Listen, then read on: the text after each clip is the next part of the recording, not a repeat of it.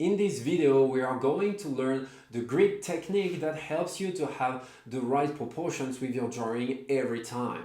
Some people will say that it is cheating, that you are not a real artist, but honestly, who cares? That is a really effective method that has been used for centuries. There are some artists that used it during the Renaissance some centuries ago, and some professional artists still use it nowadays, and I do use it for all of my paintings because it helps you to have the right proportions, and that's all that matters. So it's really a great technique, and I am going to show you how to use it properly. So let's get started.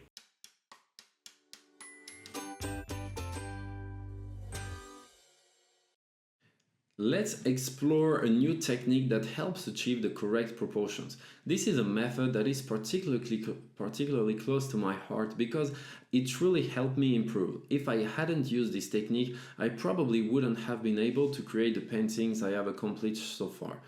So the grid technique, for a bit of backstory, this is a technique that really made a difference for me. When I was 10 or 11 years old, I discovered the grid method and started using it. Later, around 13 or 14, I took a drawing class and the teacher told me a real artist doesn't use the grid technique. That was the only drawing class I ever took in my life, but that one sentence stuck with me for a long time. I thought since the teacher said it, I shouldn't use the grid method. So for years I stopped using it. I kept improving in some area but also felt blocked in certain aspects.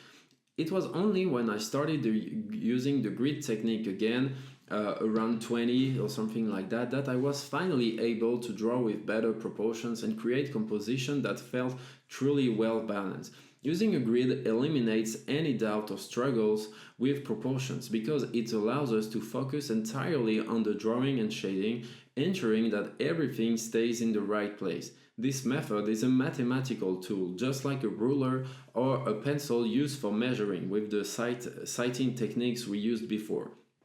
Instead of measuring with a physical tool, we use grid lines to guide us, allowing us to achieve accurate proportions effortlessly.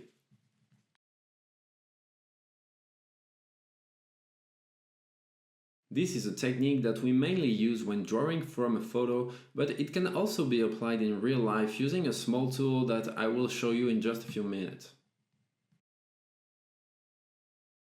So here is my reference photograph, this beautiful sunflower that I have already gridded in advance.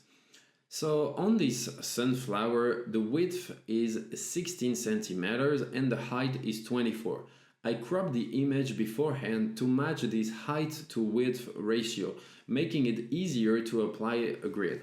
I divided the width, which is 16 centimeters, into 2 centimeter squares, which gives me 8 squares across. Right there, you can see it. And I divided the height 24 centimeters into 2 centimeter squares, which gives me 12 squares down. By using this specific dimension, creating a consistent grid becomes much simpler. If my reference photograph had dimensions like 25.3 centimeters by 17.5 centimeters, it will be much harder to find a common multiple for both measurements. By working with 2 centimeter squares, I ensure that I have a grid with 12 squares in height and 8 squares in width, making the transfer process much easier when I start drawing. What I could have done if I didn't have such dimensions would be to have some squares that will be a bit smaller for the last one, the ones at the bottom or the ones at the top. That would have been also possible, creating 2 centimeter squares, but with some smaller at the top of at the bottom or at the left or at the right. That's also a possibility. I chose to use 2 centimeter squares because it seems like the best compromise for achieving precision. If I had used 5 centimeter squares, it would have been too imprecise and wouldn't have been very helpful. On the other hand, if I had made 1 centimeter or 5 millimeter squares, the grid would have been so detailed that it would be difficult to navigate with too many tiny squares, and there's a risk of getting lost, which will defeat the purpose of the grid technique. By using 2 centimeter squares, I maintain a good balance. The grid is detailed enough for accuracy but not overwhelming. Next, I want to reproduce this grid on my drawing paper. However, my paper is larger than my reference photograph and I want to use the entire paper. This is not a problem at all, because the grid allows us to scale the drawing up or down. The key is to maintain the same number of squares on my drawing paper as on my reference photograph. Here you can see I have 8 squares in width and 12 in height, and so on my drawing paper I will also divide it into 8 squares across and 12 squares down, even if the actual size of the squares changes. By keeping the same number of division, I ensure that my drawing will remain proportional. My drawing paper measures 24 centimeters in width. If I quickly calculate, I need 8 squares across this 24 centimeters width. To do this, I will create 3 centimeter squares, because 8 multiplied by 3 equals 24. This way, I will have the same number of squares as on my reference photograph. Now, my paper's height is 36 centimeters. Since I need 12 squares in height, 12 multiplied by 3 equals 36 centimeters. So I will have the same number of squares as in my reference image, but each square will be 3 centimeters instead of 2. This allows me to scale up my drawing proportionately while keeping everything accurate. That's why before starting the drawing, it's crucial to carefully plan the grid size to ensure it matches the reference proportions. On my reference photo, you can see that I have added coordinates. I labeled the width with letters both at the top and bottom, and I labeled the height with numbers. This makes it much easier to navigate the grid when transferring the drawing onto paper. On my reference photo, I pressed hard on the grid lines so they are clearly visible. This isn't a problem because the photo will be discarded afterward. In fact, these days I mostly create my grids digitally using an app on my phone. However, on my actual drawing, I don't want the grid lines to be visible. That's why I need to draw them very lightly so I can erase them easily once my drawing is complete. To achieve this, I will probably use a 2H pencil, which allows me to make extremely light, faint lines that won't interfere with the final artwork. To make the lines clearly visible during the lesson, I will use a 4B pencil, but I strongly encourage you to use a much lighter pencil for your own drawing. Before drawing the lines, I take my ruler and mark small dots every 3 centimeters. This makes it easier to trace straight lines later and assures my grid is precise. If I know my multiples of 3, I can count 3, 6, 9, 12, etc. Otherwise, I simply move my ruler every 3 centimeters and mark the points. I do this both at the bottom and at the top of the paper, ensuring I can connect the marks accurately for perfectly straight lines. Once I have finished marking along the height, I repeat the process along the width. However, since my ruler is only 3 centimeters long, I will need to use a longer ruler to connect the vertical lines properly. So just as we marked points at the top and bottom, we also do the same on the left and right side to ensure everything's aligned perfectly.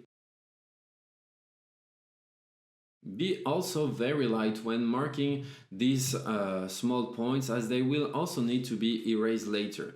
Now, using these points, I will draw my grid lines. Normally, I will make them very faint, but for demonstration purposes, I will make them more visible. Once all the lines are drawn and connected, we'll move on to the next step. A little tip when you only have a small ruler but need to draw longer line. On my grid for this top line, I marked dots every 3 centimeters along the way. This allowed me to extend the line step by step, connecting each segment accurately until I reached the other side.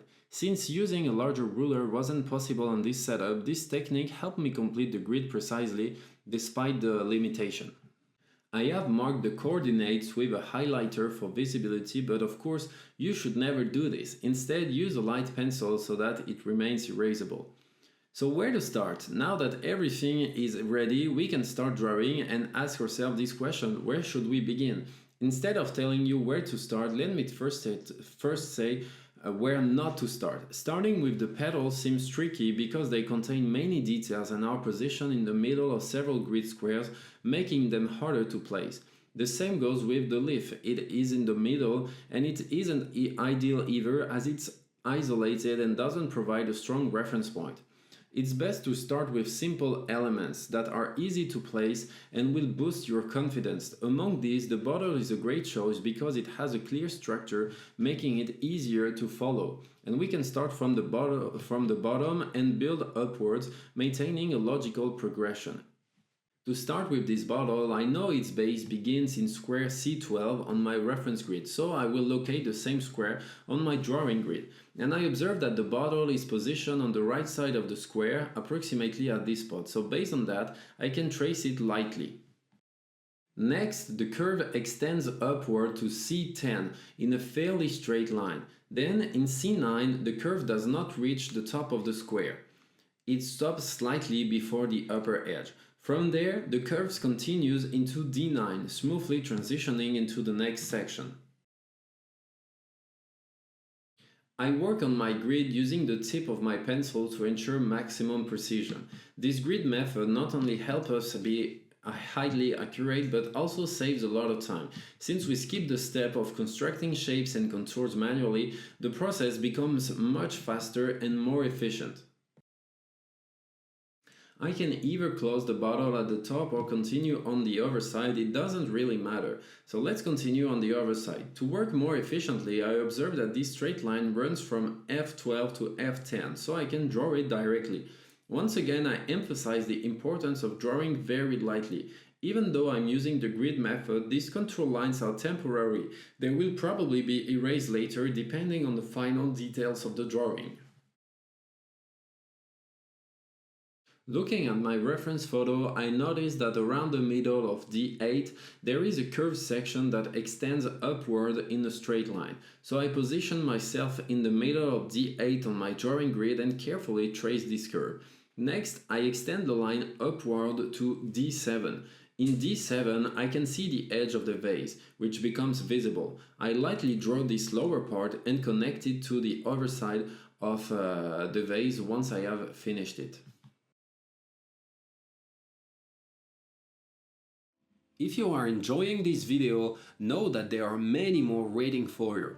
On my website, you will find dozens of hours of real-time drawing lessons. We cover all the main topics, the fundamentals to get started, portraits, the human body, animals, and perspective to build entire scenes. Each tutorial is guided from start to finish, as if you were drawing right by my side. You will learn how to correct your mistakes, how to gain precision, and give more strength to your drawings. So if you want to improve and explore all these drawing courses, click on the link in the description. Otherwise, let's get back to this video. Now that my bottle is closed, I can either continue with the upper part or finish it by adding interior details. One detail I can add inside is the stem. I see that the stem spans column D and E and reaches approximately the middle of row 12. So I replicate this placement on my drawing and lightly trace the stem. Then I can completing it by drawing the connecting line. Additionally, I can sketch the oval on row 10, which represents the water level inside the vase. This oval will help define the volume and depth of the water. Next, inside the bottle, I can add more details. For example, I can mark the dark shadow areas at the top part of the bottle. I can also indicate the highlight that appears across the base of the bottle. The number of elements you choose to sketch in advance depends entirely on your personal preference. If you like precision, you can mark many details beforehand to serve as guides. If you prefer flexibility, you might decide to add shadows and highlights gradually as you begin shading. Personally, I like to outline a good number of details before shading as it makes the process easier and more structured later on. Alright, let's continue with the foliage area with the leaves and the stem. So right here I can see the stem just above the vase, and then it's a little bit confusing because there are many leaves. So I'm going to focus on one leaf at a time. Right here in E7 I can see that there is the beginning of a leaf. So I can place my pencil right here and draw this line of the leaf, and I can see that it ends right there at the end of the vase on the left in D7. So I stop here and then draw this line upward almost till the end of D7. And this way, by comparing elements with one another and by using the grid, I can draw areas that at first seem complex, but now they are easy. You can realize they are quite easy to draw.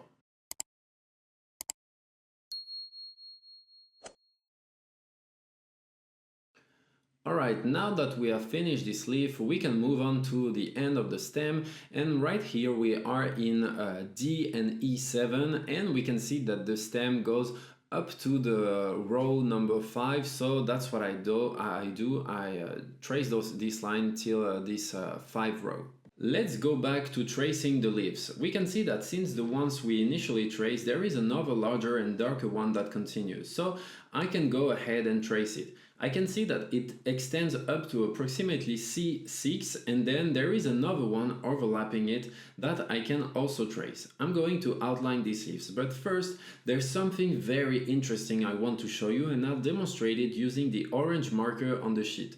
It's what I call an intersection of lines and column. It's a point where this column and the row intersect, and my drawing element will pass through this element. This makes it easier to position elements in the drawing because I know it passes exactly through this spot. It goes through this intersection and not approximately halfway through the square or about a third or a quarter of the way. So here we are sure of this intersection and know that it will pass through it. These are key elements that I try to identify every time. As soon as I see one and notice elements passing through it, I make the most of it because it serves as an excellent reference point to ensure precise tracing.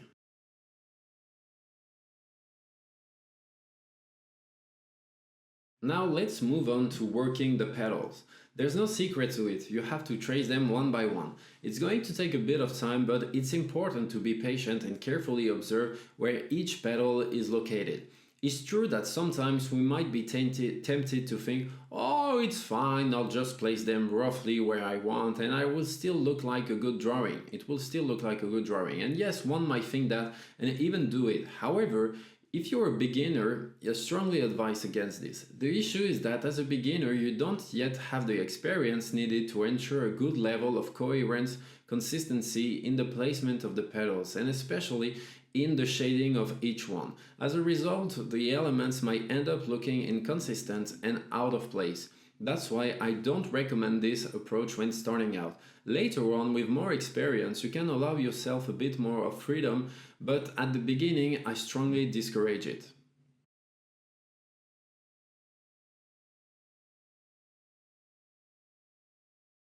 Also, you don't have to follow everything in order either. For example, here I notice that on the circle where the petals are placed, there is this line that extends to an intersection. So I have drawn it. So I can trace it first and then continue with the rest of the circle of this flower until I complete it, and finally I can place the petals. Maybe by tracing these circles first, it will be easier for me to position the other petals afterward. It will have more reference points to help me place the rest of the petals. Similarly, you will see me continuing to place them in the same order, one next to the other. But sometimes our attention may be drawn to certain elements that seem easier, and we can mark those first. For example, if I wanted to, I could have chosen not to continue with the petals here, but instead start with the ones at the top because that might have seemed simpler to me. The goal is always to ask yourself, what can I do that will be the easiest for me?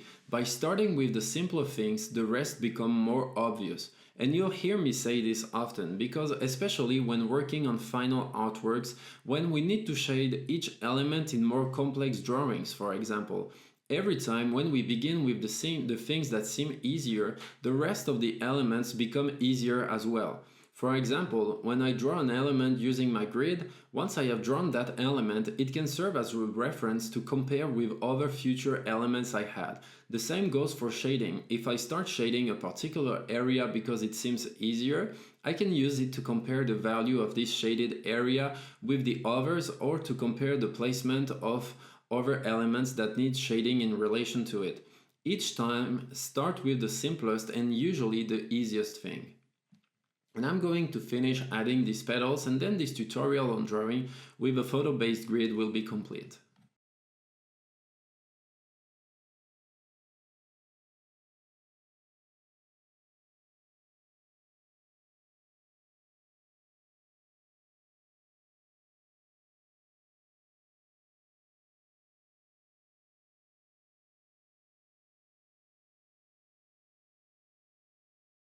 I can also add the shading elements inside this circle, and that will be it. I also encourage you to practice with this technique, as it can be really useful for working from a photo and ensuring that you get the right proportions in your drawing.